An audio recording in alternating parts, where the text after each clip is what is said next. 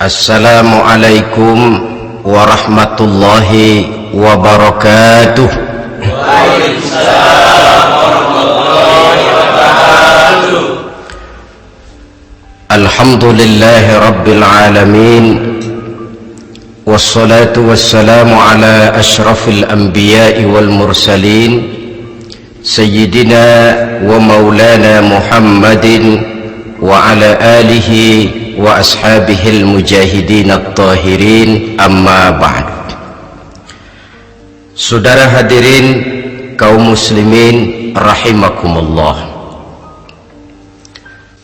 sebagai yang kita maklum bahwa Islam bertujuan memelihara kemuliaan manusia yang diciptakan fi ahsani takwim, dalam bentuk yang paling sempurna. Arak atau minuman keras jelas merupakan hal yang merusak dari berbagai aspek kehidupan, entah kesehatan tubuh, entah pertumbuhan akal, ketentraman rumah tangga, ketentraman masyarakat, bangsa dan negara. Cobalah sejenak kita adakan penyelidikan.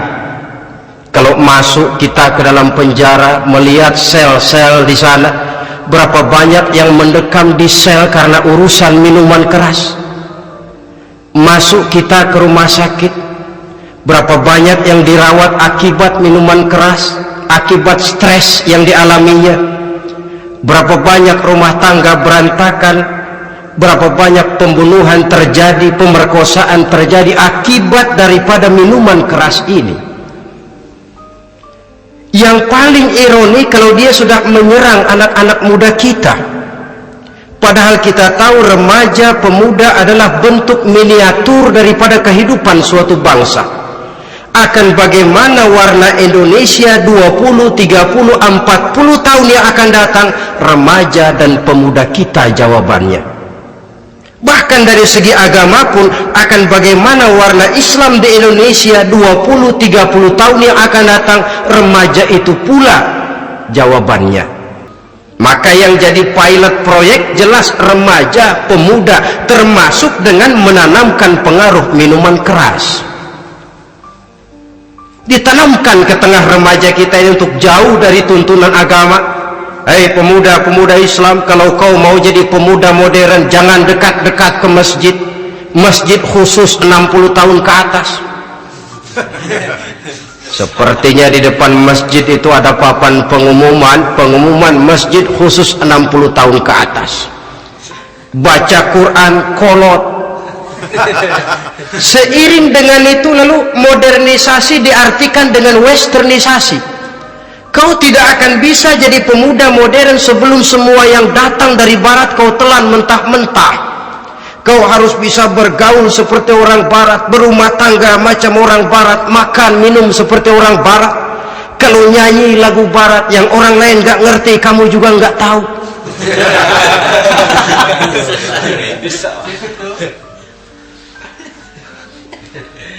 Anutlah itu free love, yang pada gilirannya akan mengarah kepada free sex alias samenleven. Isaplah itu ganja, morfin, narkotik. Jikalau sudah terlena kita dengan itu, maka kehancuran suatu bangsa sesungguhnya sudah dimulai. Penyakit minuman keras ini bukan cuma penyakit zaman ini. Masyarakat yang dihadapi oleh Rasulullah Sallallahu Alaihi Wasallam 14 abad yang lalu juga masyarakat yang kemaruk dengan minuman keras. Arab jahiliyah kalau sudah minum arak mabuk, tidak cuma minum, dia mandi pakai arak.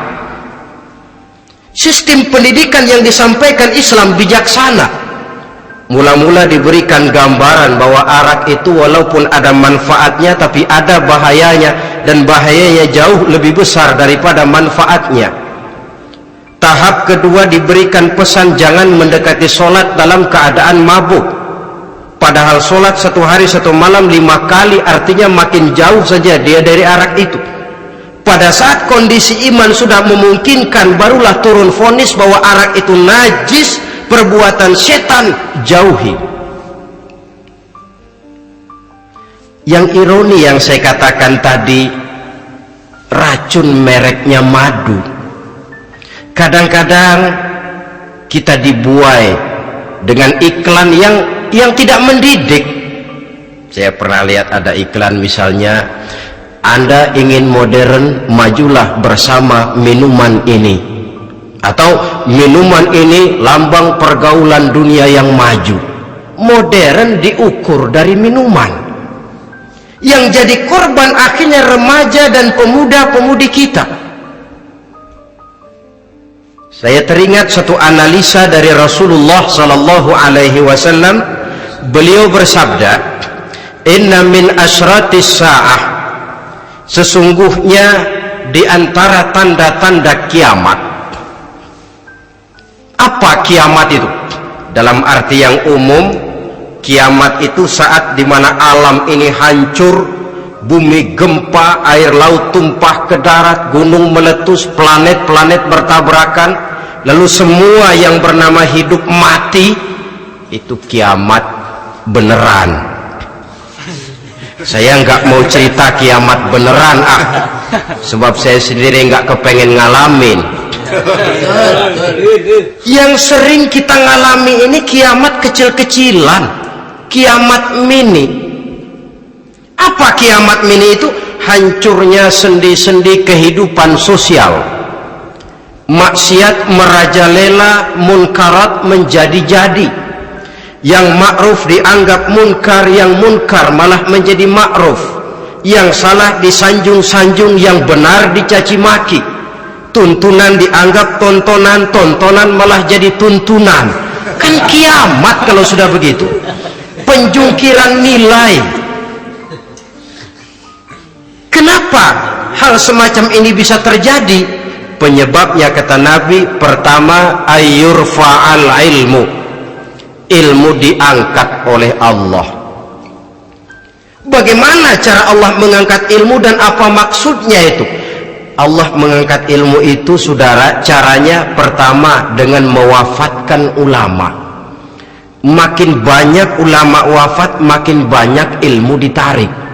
Yang kedua, kurangnya minat orang untuk belajar agama. Kalau sudah klop macam itu, artinya agama sudah disudutkan ke pojok-pojok kehidupan. Agama cuma sekedar tinggal dekorasi. Agama cuma seminar, cuma kongres, cuma muktamar. Tapi bahwa agama merupakan realita dalam kehidupan, itu tidak pernah terwujud.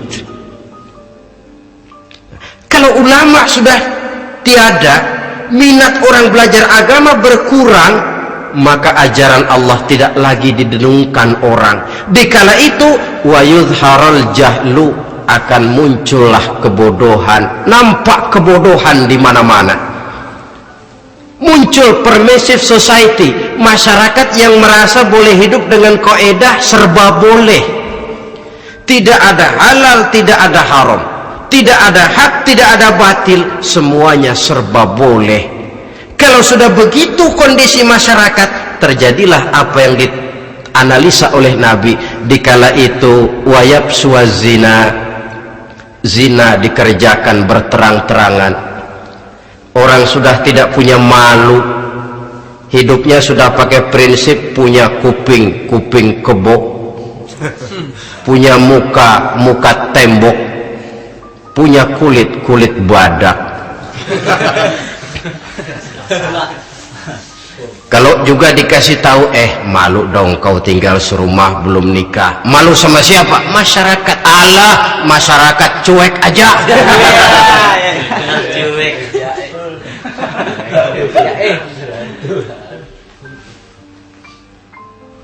Bukankah realita kalau kita ikuti surat-surat kabar, berapa banyak sudah gadis-gadis bergelimpangan jadi korban? Berapa banyak bayi-bayi yang lahir ke alam ini tanpa harus tahu kemana dia mesti manggil bapak, yang akhirnya mengalami keterakisan, dimasukkan ke dalam kantong plastik, dibuang ke tempat sampah. Kalau itu sudah terwujud, muncul efek negatif yang kedua, wa yushrabal khamr, arak, minuman keras jadi kebanggaan. Anak muda belum nyohor kalau belum bisa mabuk. Yang nggak mabuk dianggap kolot. Kampungan loh, bikin malu, baru kena segelas aja udah miring, cengeng. Temen kita no hebat sampai nyungsep di got. Yang nyungsep hebat. Ya kalau cuma yang hancur kehidupan pribadi, tapi kalau sudah menyangkut masa depan, yang berarti masa depan suatu generasi adalah merupakan masa depan daripada suatu bangsa. Begitu kerasnya Islam ini melarang minuman keras, sampai bukan cuma sekedar meminumnya saja yang diharamkan, tetapi juga dilarang mengimportnya, memproduksinya, membuka warung yang menjual minuman keras atau bekerja di tempat penjualan minuman keras. Ada juga yang nyerempet-nyerempet, Pak, kalau sedikit kan nggak apa-apa, nggak mabuk ini. Nah, saya ingatkan hadis Nabi diriwayatkan oleh Imam Ahmad, Abu Daud dan Turmuzi. Nabi bersabda, ma askar kathiruhu faqaliluhu haramun. Apa yang banyaknya menyebabkan mabuk, sedikitnya pun tetap haram hukumnya.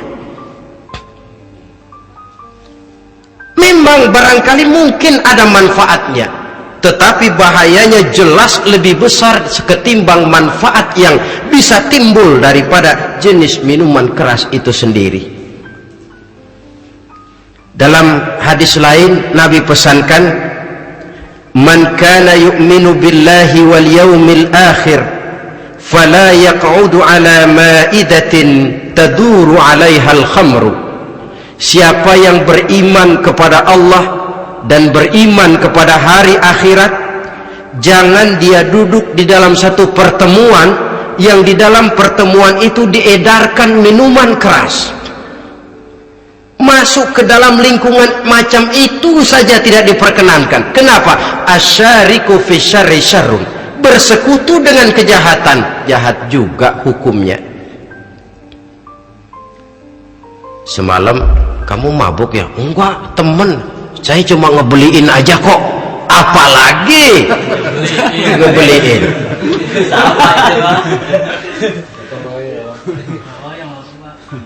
Sebab apa? Dalam keadaan mabuk, orang tidak lagi bisa berpikir secara logik. Daya kontrol hilang, artinya perbuatan sudah tidak terkontrol lagi. Yang pertama. Yang kedua, IQ tidak akan tumbuh dan berkembang secara normal seperti yang kita harapkan. Yang ketiga, harga diri akan runtuh hancur di tengah masyarakat. Bayangkan kalau tengah malam kita digotong orang, diantar ke rumah kita. Dengan kondisi macam itu masih punya muka kita untuk tegak di tengah masyarakat. Masih punya harapan kita untuk tumbuh menjadi pemimpin, sementara orang terkenang, ini kan yang kemarin malam gua gotong, dia lagi mabuk. Harga diri, kepribadian. Jangan lupa saudara, kita hidup di tengah masyarakat. Masyarakat itu punya hukum yang tidak tertulis, tapi lebih kuat dan lebih kejam daripada hukum tertulis. Orang bilang, sekali arang tercoreng di dahi, seumur hidup orang akan tetap ingat. Makanya Rasulullah dalam hadis memberikan tamsil untuk adik-adik remaja muslim ini, masalul mu'min kamasalin nahli. Perumpamaan orang yang beriman itu persis seperti tawon. Mentalitas orang mukmin persis tawon. Apa mentalitas tawon? Kalau kita ngaji bab tawon, kita renungi apa keistimewaan tawon. Saya lihat-lihat, ternyata tawon itu punya 4 keistimewaan. Pertama, tawon itu yang dihisap selalu saripati bunga, bagus makanannya. Belum pernah tawon keliru makan. Saya belum pernah dengar kok ada tawon makan tahu.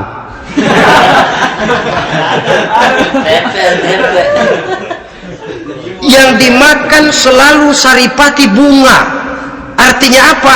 Orang mukmin perutnya itu perut selektif, yang dimakan yang baik-baik, yang diminum yang baik-baik. Yang baik menurut agama itu adalah yang halal, thayyibat.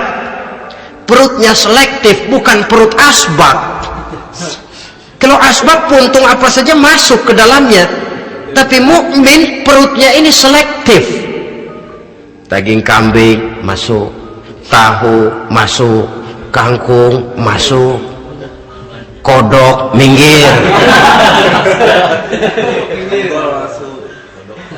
air kelapa minum, kopi minum. Tapi kalau sudah berbau minuman keras minggir. Sebab apa? Makanan dan minuman yang kita masukkan ke dalam perut besar ini akan digiling dalam perut besar, akan melahirkan energi, menggerakkan sel-sel pembuluh saraf. Kalau makanan dan minuman itu terdiri dari yang haram, energi yang ditimbulkan olehnya energi yang haram, mempengaruhi sel-sel pembuluh saraf. Orang akan cenderung berpikir yang haram kalau terlalu sering memakan makanan haram. Kalau sudah berpikir kepada yang haram, perbuatan pun akan mengarah kepada yang haram juga. Contoh kecil aja dah, ada nggak maling mikirin majelis taklim? Karena yang dimakan lebih banyak yang haram, yang dipikir paling-paling nanti malam rumah siapa lagi nih ya. Sudah mengarah ke sana.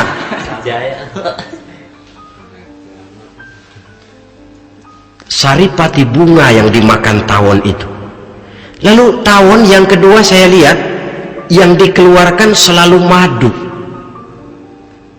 Artinya apa? Orang mukmin itu kalau dia berkata, perkataannya mengenakan orang. Kalau dia berbuat, perbuatannya membawa manfaat bagi orang. Kalau kakinya melangkah tentu ke tempat yang ada gunanya. Yang dikeluarkan madu, bukan racun. Indah tawon itu. Yang ketiga, tawon saya lihat kemanapun dia hinggap tidak ada dahan patah. Artinya apa?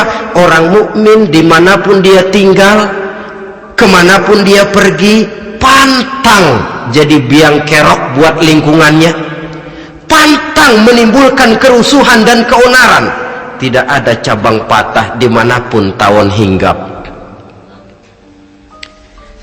Tapi juga yang keempat, saya lihat-lihat tawon itu jangan coba-coba diusik. Satu kali dia diusik, kemana orang lari? Nyilem masih ditungguin. Tawon. Tapi kalau nggak diusik, nggak ada tawon usil ke pasar nyariin orang. Ketika dia diusik, inilah saatnya saya harus mempertahankan kehormatan diri saya. Dia pun bangkit. Artinya apa? Orang mukmin tidak boleh nyari-nyari musuh, tapi ketemu musuh tidak boleh lari. Musuh jangan dicari, bertemu pun jangan lari.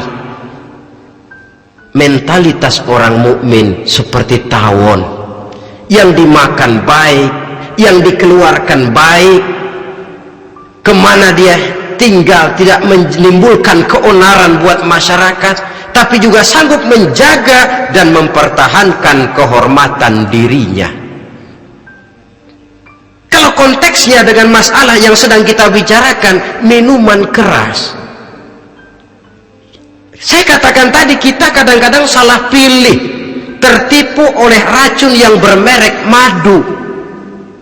Ada minuman empuk, nyari yang keras, salah pilih. Ketahuan orang bikin pel buat anjing, manusia yang nelen. Akhirnya miring kayak anjing. Saudara,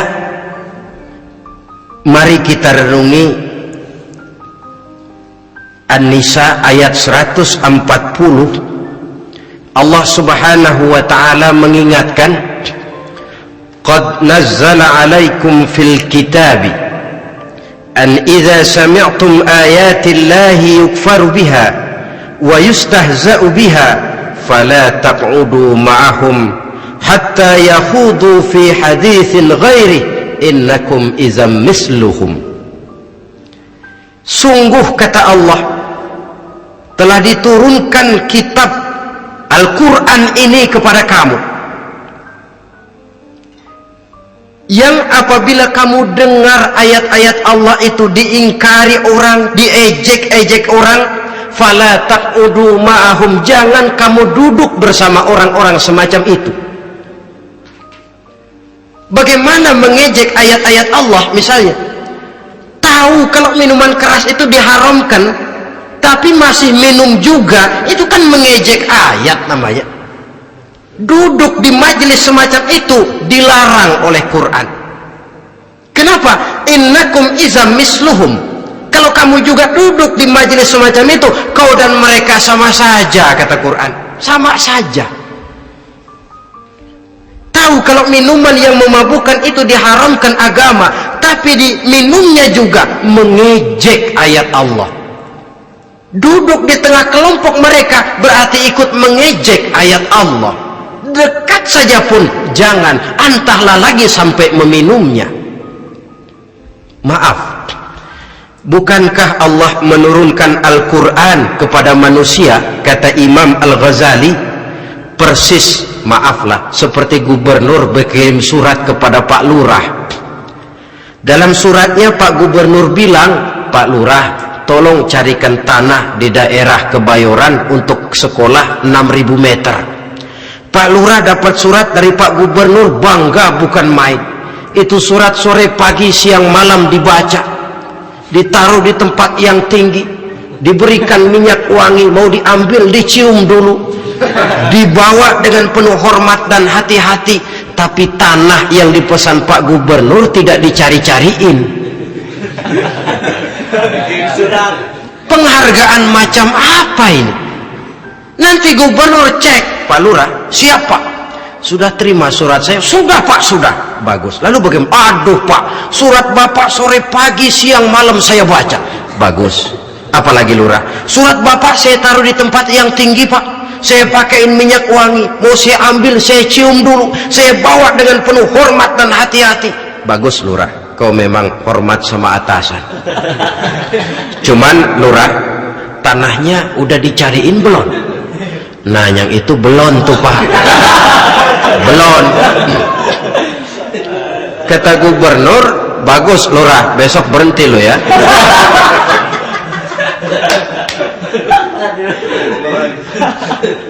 Membacanya memang penting, al-muta'abbad bitilawatihi, beribadah dari sebab membacanya. Tapi setelah kita baca, kita tahu isinya, what next? Mau apa kita dengan isinya itu? Jangan yang kita baca kita injak-injak. Itulah ironinya, bagaimana Quran itu mau membawa keberkahan dalam hidup ini, kalau yang kita baca sering kita injak-injak.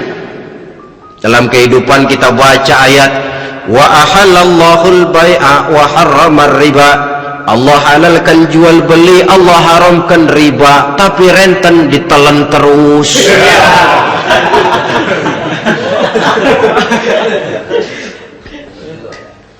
Kita baca ayat, wa'tasimu bihablillahi jami'an wa la tafarraqu, berpegang teguhlah kamu kepada tali Allah, jangan bercerai-berai. Tapi sesama muslim pelotot-pelototan jalan terus. Janganlah yang sesama muslim kadang-kadang yang mengklaim dirinya sebagai pemimpin Islam kelihatannya juga sikut-sikutan jalan terus.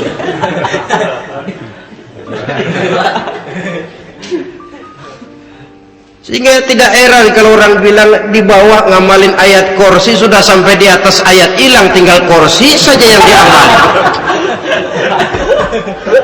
Ironi dan menyedihkan.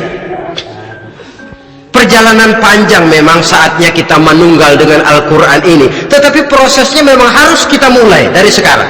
Perkara kapan proses ini selesai itu bukan masalah kita, tapi bahwa kita sudah memulai suatu proses, itulah yang diharapkan. Hadirin yang saya hormati, oleh karena kerasnya peringatan Islam, terhadap minuman keras. Pernah satu hari seorang lapor kepada Khalifah Umar bin Abdul Aziz bahwa ada sekelompok orang berkumpul meminum minuman keras. Kata Khalifah Umar bin Abdul Aziz, dera mereka, hukum, cepat. Ya Khalifah, kenapa? Di tengah mereka ada juga orang yang Ramadan biasa puasa. Begitu, iya, yang biasa puasa duluan hukum. Kenapa? Mengerti memang lebih besar resikonya daripada tidak mengerti.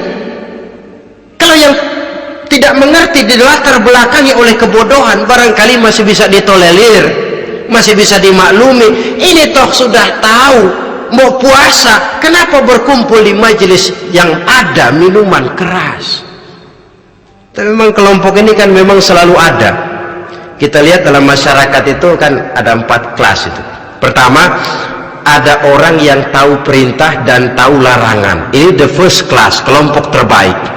Perintah tahu dia kerjakan, larangan tahu dia jauhi. Ini orang terbaik. Yang kedua, ada orang tahu perintah tapi tidak tahu larangan. Perintah tahu, larangan tidak tahu. Sholat mau, puasa mau, zakat fitrah bayar, nyolong mau, mabuk ayo. Perintah tahu tapi larangan tidak tahu, akhirnya semua dikerjain.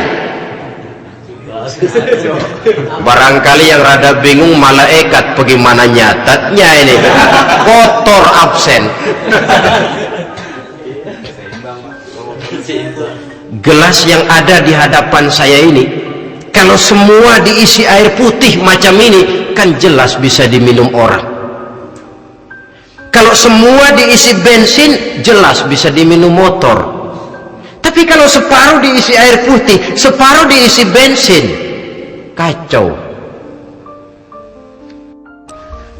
Kalau gelas yang ada di hadapan saya ini sepenuhnya diisi air putih, jelas bisa diminum orang. Kalau sepenuhnya diisi bensin, juga jelas bisa diminum motor. Yang repot kalau separuh diisi air putih, separuh diisi bensin, kacau statusnya. Orang minum mabuk, motor minum pun mogok. Dijual juga tidak laku, barang campuran. Inilah makna pernyataan Allah, wala talbisul haqqa bil batil. Jangan kamu campur adukan antara yang hak dan yang batil. Perintah dikerjakan, larangan pun dikerjakan juga. Kelompok ketiga, ada pula manusia yang tahu larangan tapi tidak tahu perintah. Larangan tahu tapi perintah tidak tahu. Jahat sama tetangga tidak, mencuri tidak, mabuk tidak, zina tidak, sholat tidak, puasa tidak, polos, semua serba tidak. Dan yang terakhir, kelompok keempat, perintah tidak tahu, larangan pun tidak tahu. Ini masuk kelompok makhluk gratis. Misalnya kambing, ayam, kerbau, itu kan makhluk-makhluk yang memang perintah tidak tahu pun larangan juga tidak tahu. Nah, dalam hubungannya dengan ini, saya mengajak, marilah kita berusaha sekuat mungkin menjauhkan diri dari minuman keras yang jelas bahayanya dengan hidup tidak jauh dari bimbingan agama. Hadirin kaum muslimin rahimakumullah. Kawan seiring dan sejalan dari minuman keras, judi namanya. Saudara kembar barangkali. Yang satu sering menimbulkan yang lain, tetapi bukan tak jarang keduanya berjalan berdampingan.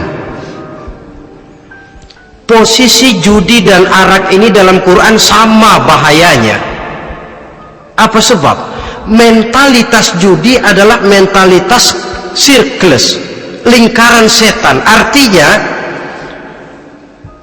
yang menang biasanya ketagihan, yang kalah biasanya penasaran.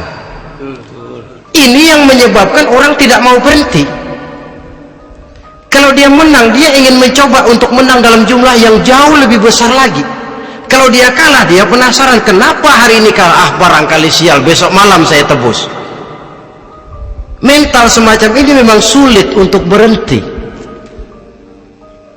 Kenapa judi diharamkan dalam Islam? Pertama, seorang muslim di dalam berusaha mencari harta, dia harus mengikuti sunnatullah. Kata kita orang muslim, hukum alam kata orang sekarang, natural of law bahasa kerennya. Berusaha menurut hukum kausal, memasuki rumah dari pintunya, menunggu suatu akibat dari sebab yang kita lakukan, bahwa kalau begini mesti begitu. Karena kita memang terikat oleh permainan yang disebut hukum alam ini. Hidup bukan undian, jangan mengharap untung besar tanpa mau peras keringat. Satu pagi Khalifah Umar bin Khattab radhiyallahu an masuk ke masjid. Beliau lihat ada orang sedang berdoa khusyuk betul. Ditunggunya 2 menit, 3 menit, sampai 10 menit lebih belum juga selesai. Agak lama orang itu berdoa. Selesai berdoa, dihampiri orang itu oleh Sayyidina Umar. Beliau tanya, saudara, lagi apa? Tadi itu berdoa ya Khalifah. Minta kepada Allah? Tentu minta kepada Allah. Minta apa kamu? Minta rezeki. Sudah lama? Dari tadi habis sembahyang subuh. Dapat? Belum. Ya memang kata Sayyidina Umar, inna sama la tumtiru zahaban wala fiddatan. Langit itu tidak mungkin akan menghujankan emas, tidak mungkin pula menghujankan perak. Jadi orang dilarang duduk bermalas-malas menunggu keajaiban yang datang dari langit. Karena memang hidup ini bukan undian, jadi jangan mengharap untung besar tanpa mau peras keringat. Di dalam berusaha kita terikat oleh sunnatullah. Kalau begini sebab penyebabnya, akan begini akibat yang ditimbulkannya. Yang kedua, Islam menjadikan harta manusia itu sebagai benda berharga yang dilindungi. Mengambilnya dengan judi termasuk memakan harta orang lain dengan cara yang batil. Yang ketiga, judi itu sendiri dapat menimbulkan permusuhan dan pertentangan antara para pemain itu sendiri. Meskipun kelihatannya kompak duduk dalam satu meja yang saling berhadap-hadapan, yang kalah kelihatannya pasrah, tetapi kan itu cuma kulit permukaan. Batinnya bagaimanapun juga yang kalah itu tetap mendendam.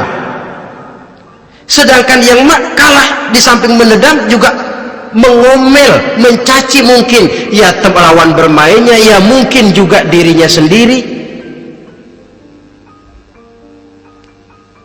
Dan yang keempat, judi itu merusak aktivitas hidup, membuat orang membuang waktu dengan tidak terasa, dan yang pada gilirannya melupakan orang kepada tanggung jawab. Wah, kalau sudah memegang kartu, konon kabarnya, saya sendiri alhamdulillah belum pernah,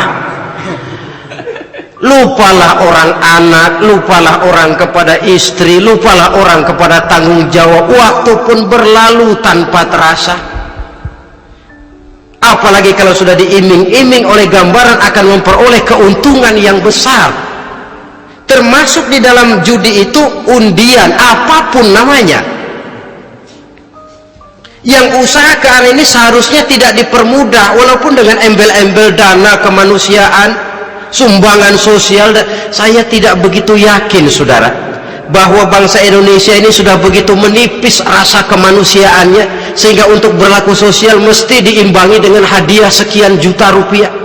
Saya tidak percaya bahwa umat Islam di Indonesia sudah begitu tipis rasa kasih sayangnya kepada sesama sehingga sulit mengeluarkan bantuan kalau tidak diimbangi dengan hadiah yang sekian puluh juta rupiah. Yang saya khawatir apa? Pada gilirannya di negeri ini akan makin banyak penghayal-penghayal kelas berat, tukang-tukang lamun kelas tinggi, yang hidup cuma ngumpulin jikalau andai kata umpama misalnya orang sudah kemana-mana kita masih menghitung jikalau.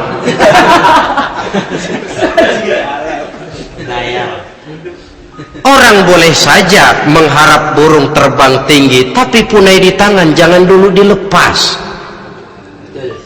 Artinya idealisme silahkan terbang setinggi langit, tapi kaki harus tetap berpijak di alam realita. Bahwa memang lebih baik makan singkong dalam kenyataan daripada makan roti tapi ngimpi.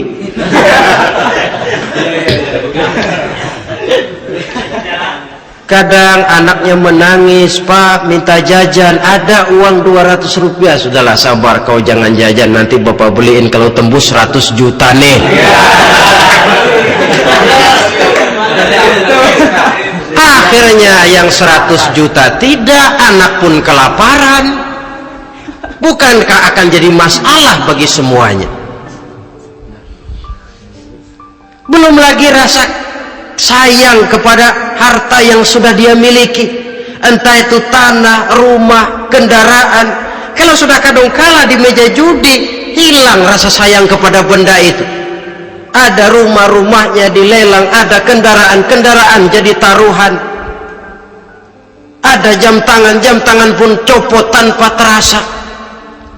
Maka berapa banyak rumah tangga berantakan, istri minta cerai, orang jadi nekat merampok, orang jadi nekat mencuri, korupsi kalau dia pejabat.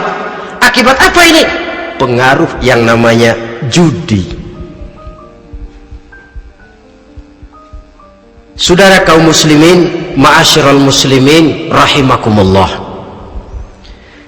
Itu sebabnya di dalam surah Al-Maidah ayat 90 Allah menekankan, innamal khamr wal maisir wal ansab wal azlam rijsun min amali syaitan fajtanibuhu la'allakum tuflihun. Sesungguhnya arak, judi, berhala, mengundi nasib itu rijsun. Ya Allah, jarang benar Quran menggunakan kalimat rijsun. Rijsun ini sudah merupakan puncak kekotoran. Bapak moyangnya najis, itu rijsun. Rijsun, kotor. Sudah kotor ditambah pula min amali syaitan, pekerjaan setan. Fajtanibuhu, jauhi. Jangan sampai main, dekat saja tidak boleh, jauhi. La'allakum tuflihun, jikalau kamu mau menjadi orang-orang yang beruntung. Sejarah tidak pernah mencatat ada orang jadi miliuner karena judi. Sejak David Rockefeller sampai Aristotle Onassis, orang-orang kaya top di dunia, mereka kaya bukan karena judi, tapi karena kemauan peras keringat, banting tulang, mau memulai sesuatu dari kenyataan yang real di depan mata. Sebab apa? Hidup ini memang perjuangan. Janganlah kita ingin hidup dengan satu prestasi, ingin tetap hidup seperti apa adanya sekarang ini saja, toh kita harus berjuang. Apalagi ingin hidup lebih baik, lebih terhormat, lebih mudah. Hidup perjuangan, perjuangan berarti pengorbanan. Berani hidup artinya berani berjuang. Berani berjuang maksudnya rela berkorban. Takut berkorban, jangan berjuang. Tidak mau berjuang, berhenti hidup. Itu logika. Dan bagaimanapun saya yakin lebih baik berkorban daripada menjadi korban. Kalau sekarang kita berkorban, peras keringat, banting tulang, berusaha secara sunnatullah untuk menghidupi anak, istri, keluarga, pada satu saat kita tidak akan menjadi korban kebrutalan anak-anak kita sendiri kalau mereka dibesarkan dan tumbuh berkembang oleh hasil yang diperoleh dari meja judi. Ayat 91 Al-Maidah ini lebih memperkuat lagi. Kalau itu arak, judi, berhala, mengundi nasib adalah perbuatan setan, sebenarnya setan mau apa sih? Ayat 91 menegaskan, innama yuridu syaitanu ayyuqi'a bainakumul adawata wal baghdha'a fil khamri wal maisir. Yang dimaui setan itu tidak lain supaya dengan arak dan dengan judi timbul rasa permusuhan, sikap memusuhi, saling marah di antara kamu. Coba, biasanya dalam meja judi sudah loyo, waktu juga sudah berlarut-larut, yang menang mau berhenti, apa yang kata yang kalah? Berhenti dah, gue wacok loh. Enak bener, gue lagi kalah, lo berhenti. Coba kira-kira kapan akan selesai permainan? Akan timbul permusuhan, akan timbul rasa dendam kesumat yang ditanamkan oleh setan. Karena memang baik arak, baik judi, baik berhala, baik mengundi nasib, itu semua permainan-permainan setan yang diberikan kepada kita untuk kita ikut andil bermain di dalamnya. Tatkala kita ikut terkena jerat setan, tertawalah mereka. Kenapa? Oh, makin banyak teman saya di neraka. Maaf, setan itu kan sudah tahu vonisnya. Ketika dulu dedengkotnya yang namanya iblis terusir dari surga, itu bikin semacam perjanjian dengan Allah. Tuhan, kenapa iblis? Gara-gara Adam saya terusir dari surga. Maka sejak saat ini Adam dan seluruh keturunannya adalah musuh bebuyutan saya. Saya akan gelincirkan mereka dari jalan. Silahkan iblis, goda mereka, tapi kau tidak akan mungkin bisa menggoda mereka kalau hamba-hambaku itu menjadi hamba yang ikhlas. Hanya hambaku yang ikhlas yang tidak mungkin kamu goda, yang lain barangkali bisa. Sejak saat itulah iblis memproklamirkan permusuhan, dan dia sudah tahu betul vonisnya neraka. Tugas dia sekarang bagaimana mengumpulkan teman sebanyak-banyaknya ke dalam neraka. Hamba Allah saja yang tidak tergelincir kepada minuman keras dan judi. Hamba Allah yang ikhlas itu bagaimana? Yang ikhlas menjadi hamba Allah dalam arti kata dan perbuatannya memang mencerminkan bahwa dia hamba Allah. Maaf, di zaman sekarang ini kan banyak orang cuma berkata saya hamba Allah mulutnya, tapi perbuatannya membuktikan dia hamba setan, hamba dunia, hamba harta, budak jabatan, budak nafsu. Tidak sesuai antara ucapan dan perbuatan. Sebab itu kata-kata hamba Allah kalau keluar dari mulut manusia itu murah, soalnya ngaku siapapun bisa. Tapi diakui atau tidak, ini yang kita belum tahu. Ada juga orang berdalih, saya akan masang kalau dapat nanti mau nyumbang masjid. Barangkali aja kalau nyumbang masjid disoriin dikit sama Tuhan.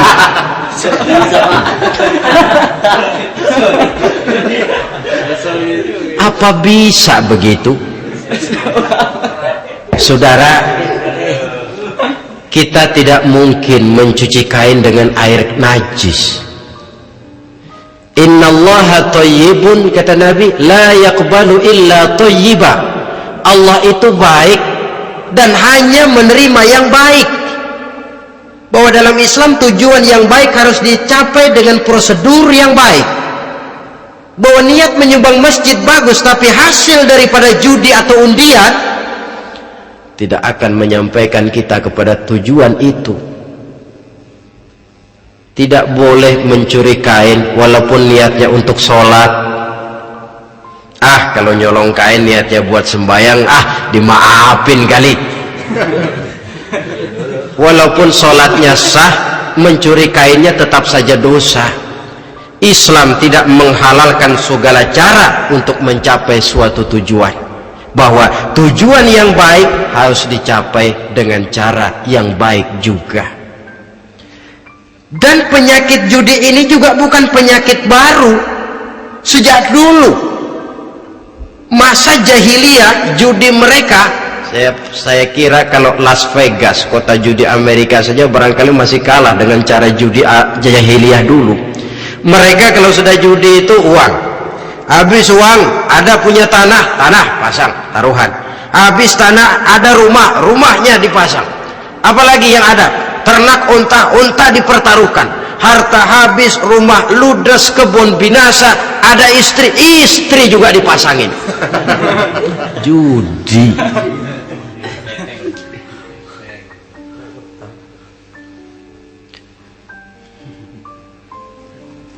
Kita sebagai muslim, oleh Al-Quran dijelaskan orang yang mempunyai dua tujuan hidup. Pertama, tujuan jangka pendek. Yang kedua, tujuan jangka panjang. Tujuan jangka pendek, dunia dan seluruh isinya. Tujuan jangka panjang adalah akhirat dan ridho Allah. Ini yang terpantul dalam doa setiap kita, Rabbana atina fid dunya hasanah wa fil akhirati hasanah. Tercapai tujuan jangka pendek fid dunya hasanah, dan tujuan jangka panjang wa fil akhirati hasanah. Untuk mencapai tujuan jangka pendek, merangkul dunia dan seluruh isinya, apa yang jadi modal utama? Pertama, pendidikan. Makin tinggi jenjang karier pendidikan yang kita tempuh, rasa-rasanya makin mudah menjangkau dunia dan isinya. Yang kedua, pengalaman. Tenaga expert masih tetap diperlukan. Makin banyak pengalaman, makin mudah menjangkau dunia. Yang ketiga, dan ini ada tapi tidak bisa dijadikan pegangan, faktor nasib, faktor kebetulan. Ada tapi tidak bisa dijadikan pegangan mutlak. Pendidikan, pengalaman, ingin menjangkau fid dunya hasanah, ini modal utama. Lalu untuk mencapai fil akhirati hasanah, prestasi ibadah. Bagaimanapun tinggi pangkat dan jabatan kita, bagaimanapun banyak gelar kita sandang, tanpa prestasi ibadah, nol besar kita dalam pandangan Allah. Itu sebabnya kita sholat. Jadi tidak beralasan kalau orang ditanya, kenapa sih kamu nggak sholat? Tetangga saya sholat melarat terus. Memang sholat itu bukan untuk mencari uang kok. Kalau ada orang yang rajin sholat, rezekinya kelihatan lancar, itu cuma sekedar persekot. Uang muka, cashnya tetap di akhirat nanti. Efeknya apa? Karena kita punya tujuan jangka panjang, mengharap ridho Allah di akhirat, cara kita mencapai tujuan jangka pendek dibatasi oleh pertanyaan, Allah ridho apa enggak? Kita cari uang, tapi pertanyaan pokok, Allah ridho enggak cara ini? Kita mengejar kedudukan, tapi Allah ridho enggak dengan cara ini? Ini yang menyebabkan kita lantas tidak lalu menghalalkan segala cara. Yang penting tujuan tercapai, cara apapun halal. PKI kan cuma PKI yang berprinsip asal tujuan tercapai, cara apapun halal. Dan kita sudah sepakat PKI dan seluruh ajarannya tidak berhak hidup di bumi Pancasila ini. Cuma jangan sekedar PKI-nya dikutuk tapi ajarannya dipakai. Nikmat.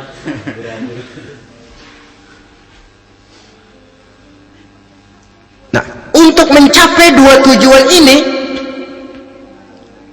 Islam mengajarkan sistem keseimbangan. Sehingga Nabi sabdakan, "I'mal lidunyaka ka'annaka ta'ishu abada wa'mal li akhiratika ka'annaka tamutu ghada. Bekerjalah buat duniamu seolah-olah kau akan hidup untuk selamanya, tetapi bekerjalah untuk akhiratmu seolah-olah kau akan mati besok. Jadi kalau kita sudah sholat menghadap Allah, usolli fardul maghrib, Allahu Akbar, ingat seolah-olah kita akan mati besok supaya timbul khusyuknya. Tapi kalau kita sudah bekerja, kuliah, bekerja, belajar di tempat tugas, ingat seolah-olah kita akan hidup selamanya supaya timbul gairah kerja. Jangan dibalik. Di kantor ingat mati, lemas terus. Ngapain kerja sungguh-sungguh bakalan mati. Lagi sholat ingat Duta Merlin, Altiron Plaza, ya kacau. Salah pasang, tidak pada tempatnya. Untuk mencapai fid dunya hasanah ini, Islam mengajarkan tempuh jalur yang mengikuti sunnatullah. Itu yang dihargai oleh agama. Terikat oleh hukum kausal bahwa kalau ini yang saya usahakan hasilnya akan begini. Perkara nanti hasil tidak seperti yang kita harapkan, baik sangkalah kita kepada Allah. Sebab kita tidak tahu rahasia apa di belakang itu. Kadang orang mengeluh, habis saya rajin sholat tapi rezeki seret, berhenti aja dah. Kita tidak tahu rahasia di belakang itu. Pernah hadirin, satu hari seorang petani, dia selesai bekerja di ladang, istirahat, dia tidur di bawah sebuah pohon beringin. Di sebelah pohon beringin itu ada pohon labu. Dia berpikir, kalau saya lihat-lihat Tuhan nggak adil katanya. Masa pohon beringin pohonnya besar, buahnya kecil. Pohon labu pohonnya kecil, buahnya gede. Tuhan bukan arsitek ulung ini.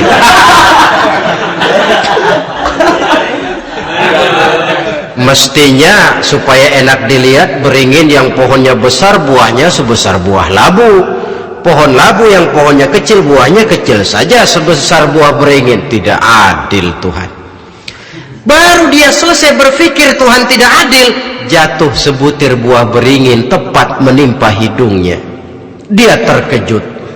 Astagfirullahalazim. Kalau begitu saya sadar katanya, Tuhan benar-benar adil. Coba kalau buah beringin segede buah labu, waduh kayak apa muka saya ini.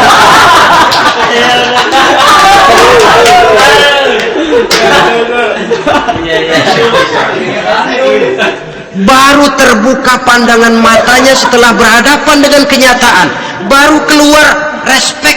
Allah benar-benar adil. Padahal semenit yang lalu dia masih berkata, Tuhan bukan arsitek ulung. Tapi semenit kemudian setelah berhadapan dengan kenyataan yang real dia hadapi, wah Allah benar-benar adil.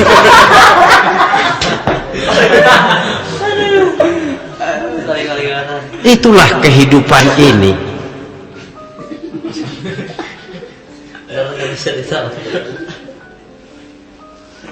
Saudara hadirin yang saya hormati, karena itu baik arak baik judi dua-duanya merupakan bahaya laten yang tidak hanya mengancam kehidupan agama tetapi juga masyarakat, bangsa dan negara, apalagi kalau sudah jatuh kepada generasi penerus. Dan yang bagaimanapun juga saya berpikir sebenarnya remaja, pemuda, pemudi kita cuma korban dari suatu sistem. Sebab ini merupakan tanggung jawab bersama. Ulama mubalik macam saya paling wewenangnya cuma ngomong. Yang punya SK untuk memberhentikan pabrik minuman keras itu kan Menteri Perindustrian. Tangan-tangan eksekutif. Sehingga kalau Nabi katakan, man ra'a minkum munkaran falyughayyir biyadihi wa illam yastati' fa bilisanihi wa illam yastati' fa biqalbihi. apabila salah seorang kamu melihat suatu kemunkaran, termasuk minuman keras dan judi di dalamnya, rubah itu. Dengan cara apa? Kalau kau mampu dengan tangan, artinya power, kekuatan. Kalau dengan tangan tidak mampu, wah ini orang kalau gue pukul gue yang melintir nih. Umpamanya fabilisani, dengan lidah ngomong, Mas saya senang sampean tinggal di sini, kampung kami tambah warga, tapi tolonglah jangan bawa pengaruh yang tidak baik. Kalau ternyata bicara pun tidak berani, fabiqalbi, cukup dalam hati, sekurang-kurangnya tidak ikut membenci kemungkaran dalam hati, itulah kadar iman yang paling lemah. Ini secara umum. Tapi kalau hadis ini kita mau adakan semacam, katakan description of job, bahasa kerennya, kita adakan pembagian tugas. Siapa yang harus merombak kemungkaran dengan power? Penguasa, pemerintah, sebab dia punya aparat. Siapa yang merombak kemungkaran dengan lidah? Ulama, kiai, mubalik, ngomong. Siapa yang hanya merubah kemungkaran dalam hati? Kita umumnya rakyat lemah ini, yang mau ngomong nggak berani tapi hati pegel. Nah, kalau sudah ada pembagian tugas semacam itu, insya Allah masing-masing akan berjalan pada relnya, dan pada akhirnya selamatlah kita, bangsa Indonesia, umat Islam pada khususnya, dari bahaya, baik bahaya minuman keras maupun bahaya judi. Menyelamatkan bangsa, dan yang lebih lagi menyelamatkan masa depan kita. Sekianlah saudara pertemuan kita pada saat ini, mudah-mudahan ada manfaatnya. Terima kasih atas segala perhatian, mohon maaf atas segala kekurangan. Usikum wa nafsi bitaqwallah. Wassalamualaikum warahmatullahi wabarakatuh.